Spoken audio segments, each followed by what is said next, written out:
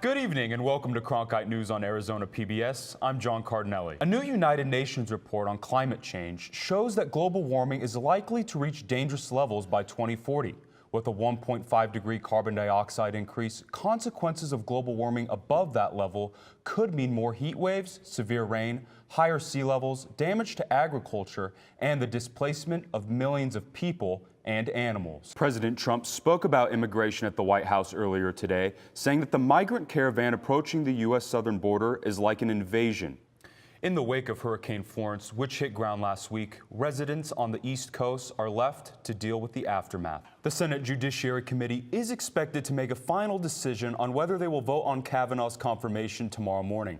Governors of several states are pushing their congressional leaders to delay that vote. Regardless of what happens next in the Kavanaugh confirmation, these hearings will also leave a lasting mark on the future of the judicial process and the media coverage of it. Reporter Bryce Newberry talked with some experts on the social transformations we are witnessing in real time. While Senator Flake has not spoken publicly today, Arizona's other senator, Jon Kyl, made a case for Kavanaugh's character on the floor of the Senate.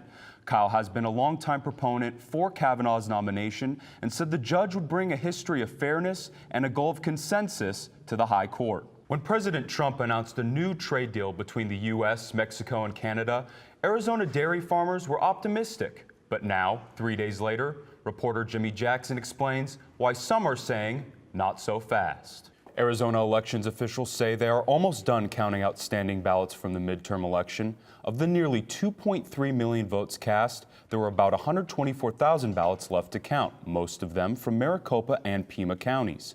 The only race yet to be called is Secretary of State, in which Democrat Katie Hobbs holds a 6,000 vote lead over Republican Steve Gaynor.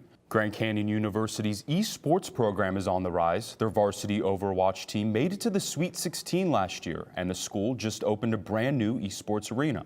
Our own Ethan Gaines takes a look at what GCU is doing to make some noise in the college esports scene. The Seattle Storm is standing tall as the WNBA champions after a 3-game sweep of the Washington Mystics.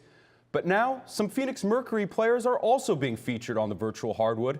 Justin Parham reports on how the gaming industry is helping build the brand. John, it's definitely starting to cool down here in the valley. You know, it really has cooled down. It seems like the last couple of days I've needed a jacket everywhere I go. I can't believe it, Sammy. We're just 1 week away from November, but it really doesn't feel like it outside. That's it for Cronkite News tonight. Thank you for joining us.